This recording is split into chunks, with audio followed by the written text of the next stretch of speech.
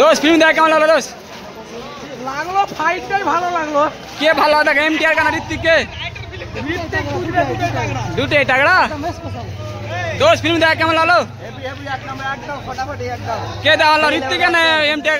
কোনটা দেওয়া হলো হিরো? হিরো কোনটা দেওয়া হলো? ঋতিক রোশন। ফাইট খুব ভালো লাগলো, কিন্তু ফিল্মটাতে যদি একটা হিস্টোরি ভালো হতো আরো ভালো হতো।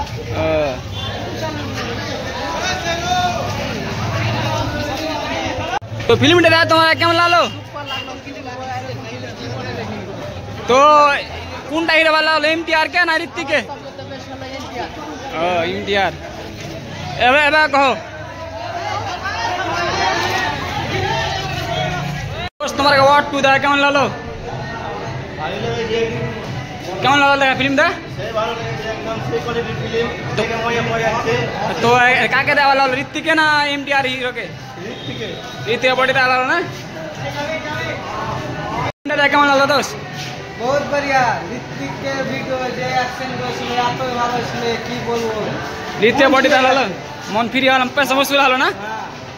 পুরো মন ফ্রি হয়ে গেল। ফিল্ম দেখা কেমন লাগে? ফিল্ম দেখা কেমন লাগলো? তো গাইস আমি শুনু ফিল্ম মানে দেখতে ঋতিকের ওয়ার 2।